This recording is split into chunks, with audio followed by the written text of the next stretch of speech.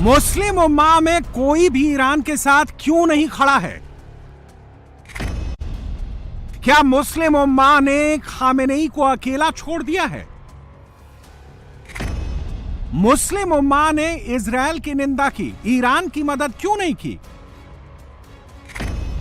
OIC के 57 मुल्कों की मीटिंग, ईरान की कितनी हुई सेटिंग? क्या मुस्लिम उम्मा इजरायल ईरान की जंग रोक पाएगा? 9 दिन हो गए हैं, ना इजरायल रुक रहा है, ना ईरान झुक रहा है। इजरायल के साथ पूरा अमेरिका खड़ा है, पश्चिम देश खड़े हैं,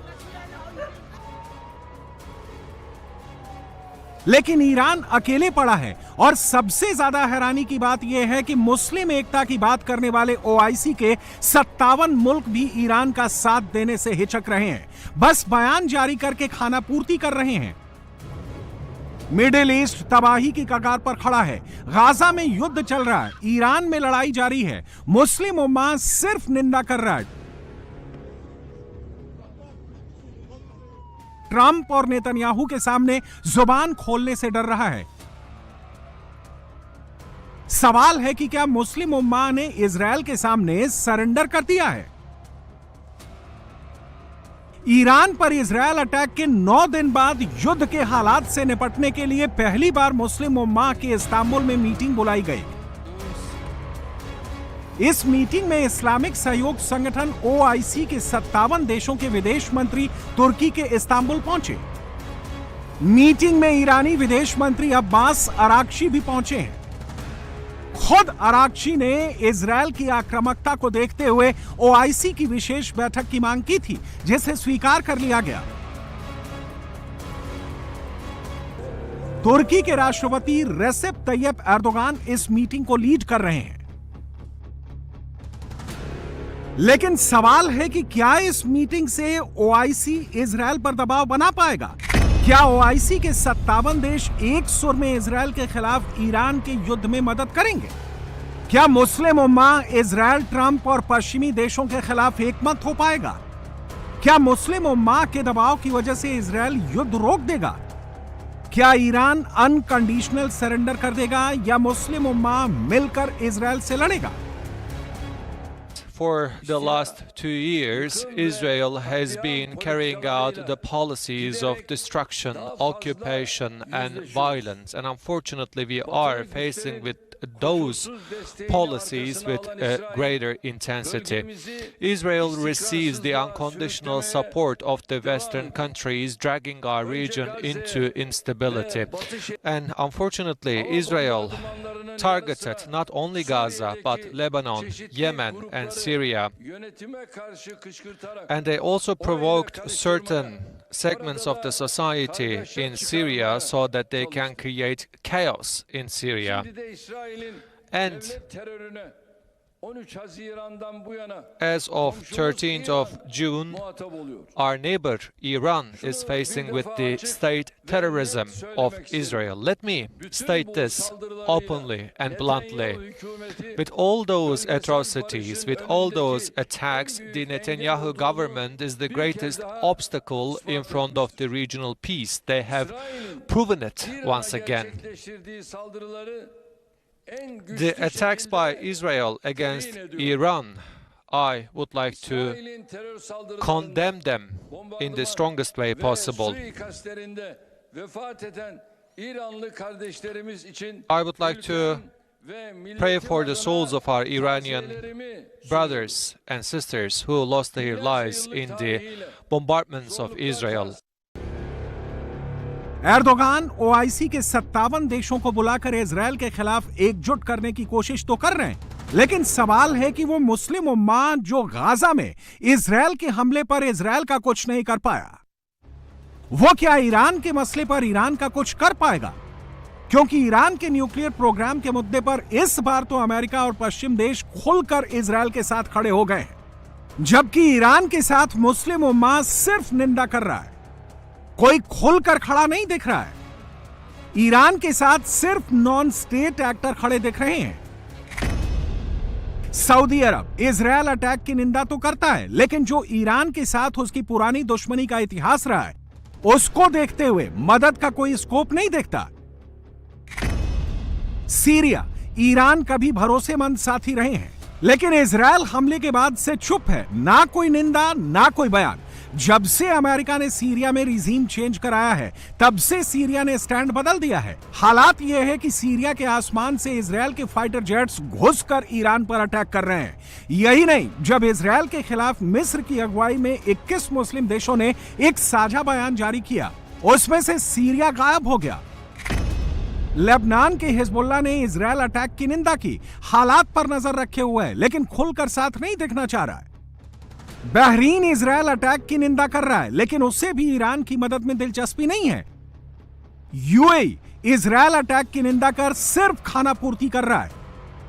फिलिस्तीन इजरायल अटैक की निंदा ही कर सकता है, क्योंकि गाजा युद्ध के चलते उसके पास कुछ मदद करने की ताकत ही नहीं है। इराक इजरायल अटैक की निंदा तो कर रहा है, लेकिन इजरायल के फाइटर जेट को ईरान पहुंचने से रोक नहीं पा रहा है। इराक के एयर स्पेस से इजरायल के जहाज ईरान में बिना रोक बम गिरा रहे हैं। कतर इजरायल की निंदा करता है, ईरान के पक्ष में बयान दे रहा है, युद्ध विराम की कोशिश कर रहा है। कुवैत इजरायल की निंदा कर रहा है, लेकिन मदद से कोसों दूर है।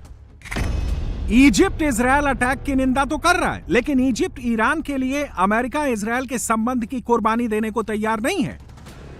तुर्की बस ईरान के पक्ष में खड़ा दिख रहा है, लेकिन वो भी युद्ध में हथियार मिसाइल देने के हद तक नहीं है। तुर्की नाटो का सदस्य है, उसके लिए खुलकर ईरान के पक्ष में खड़ा होना आसान नहीं है। अजरबैजान से इजरायल के रिश्ते अच्छे हैं। इजरायल इस रिश्ते को यहूदी और मुस्लिम मॉडल के तौर पर बताता है, वो बात अलग है। अजरबैजान ने अब तक इजरायल को मान्यता नहीं दी है, लेकिन वो ईरान के पक्ष में खड़ा होगा, लगता नहीं है। ओमान इजरायल की निंदा कर रहा है, युद्ध विराम की कोशिश भी कर रहा है।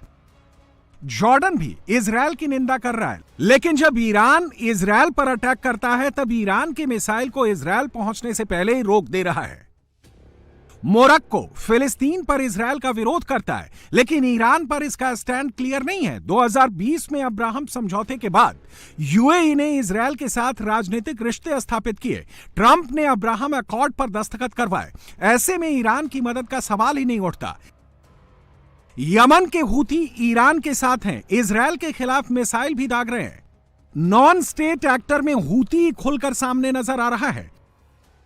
सबसे ज्यादा झटका तो ईरान को पाकिस्तान ने दिया है।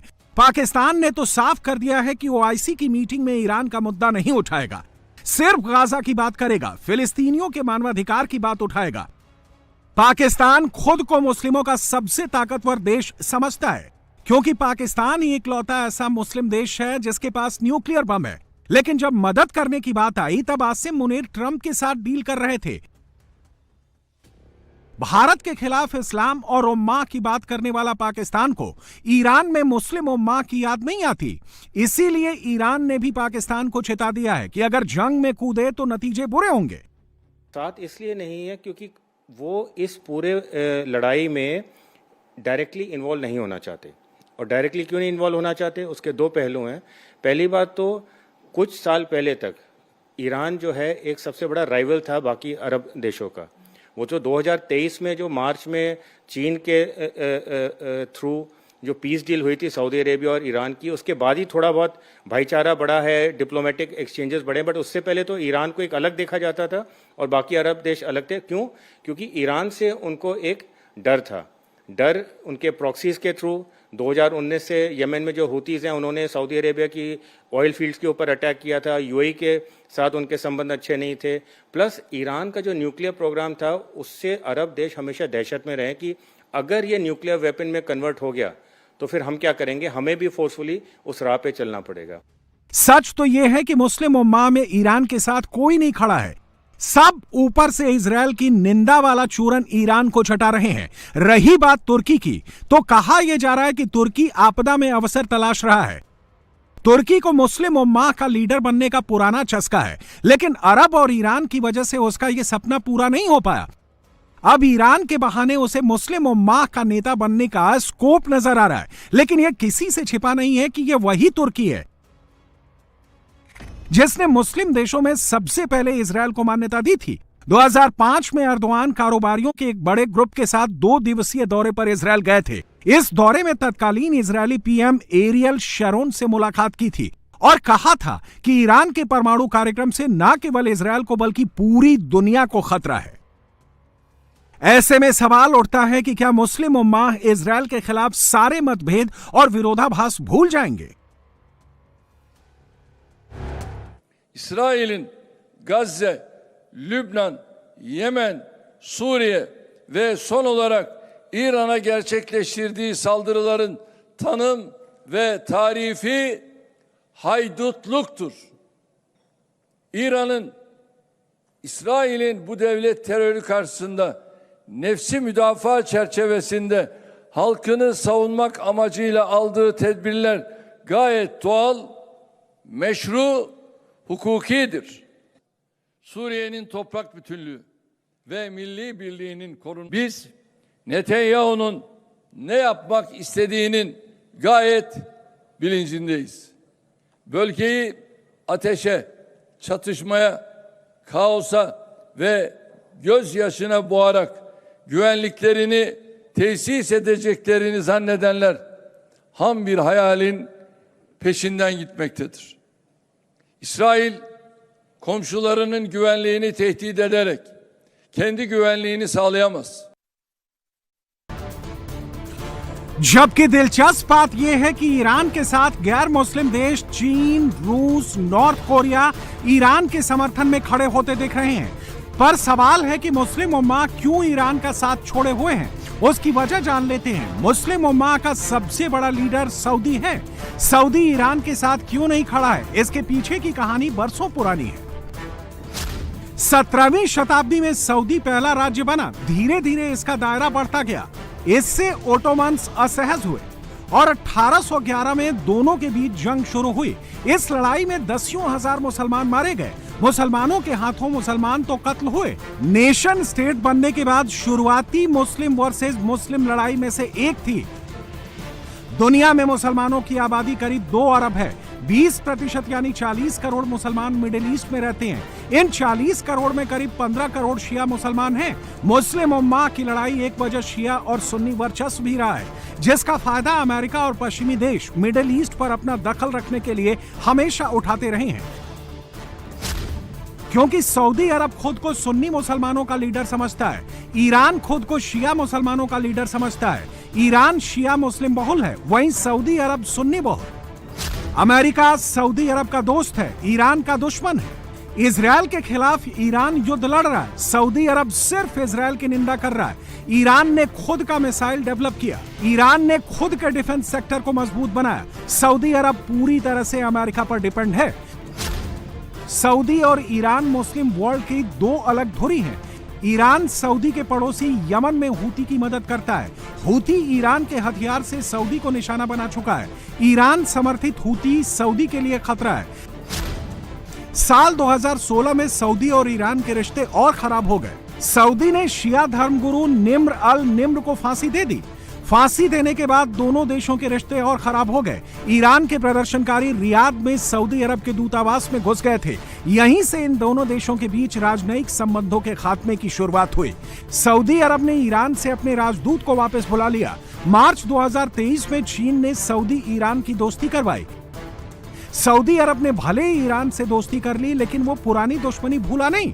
अरब के साथ ज्यादातर मुस्लिम देशों के संबंध हैं, इसलिए भी मुस्लिम उम्मा में ईरान पर एक राय बनना आसान नहीं है। शिया और सुन्नी की झगड़ा बहुत सालों से चली हुई है। अभी भी उनकी जो नैरेटिव बनता है कि शिया और सुन्नी का अंदर, तो वो परस्पर से उनके अंदर एक कॉन्फ्लिक्ट रहता है, राइवलरी रहता है। तो मुझे यही कारण लगता है कि सुन्नी मेजॉरिटी कंट्री जो है ईरान की, 4 तरफ जो सुन्नी कंट्री है, सऊदी अरबिया हो गया, वो खाड़ी देश जितना हो गए। बहरीन में ज़्यादातर शिया है, लेकिन वहाँ के जो रूलर है वो सुन्ना है, वो सऊदी अरबिया उसको सपोर्ट करता है। तो इसी कारण से वो देश कभी नहीं चाहते कि ईरान एक बहुत बड़ा पावर बने और एक रीजनल सुपरमेसी उसका है, इसीलिए वो उसको अपोज करते हैं। इवन ये भी नहीं चाहते कि ईरान के पास एक न्यूक्लियर वेपन्स रहे, जब भी चाहे वो किसको धड़का सकता है, वो जो भी चाहेगा अपना काम करा सकता है, अपना इन्फ्लुएंस प्रोजेक्ट कर सकता है। तो इसीलिए वो कहीं ना कहीं न्यूट्रल पोजीशन लेते हैं। सच तो यह है कि ईरान के साथ मुस्लिम देश खड़े इसलिए भी नहीं हैं कि आपस में ही मुसलमान देश लड़ते रहते हैं, कभी शिया सुन्नी पर तो कभी सुन्नी सुन्नी में, तो कभी शिया आपस में ही तनाव बढ़ाते रहे हैं। अरब के साथ तो शिया सुन्नी वाला मसला रहा है, लेकिन इराक के साथ भी ईरान के संबंध खराब ही रहे हैं, जहां 65% शिया हैं। ईरान इराक के संबंधों में खटास। 1980 में इराक और ईरान के बीच युद्ध शुरू हुआ, तब से चला आ रहा है। 22 सितंबर 1980 को इराक ने ईरान पर अटैक किया। यह लड़ाई शाह अल अरब नदी को लेकर शुरू हुई। इराक नदी के दोनों तरफ कब्जा चाहता था। नहर रूपी ये नदी दोनों देशों के बीच बहती है, दोनों देशों का बंटवारा कर सीमा भी निर्धारित करती है।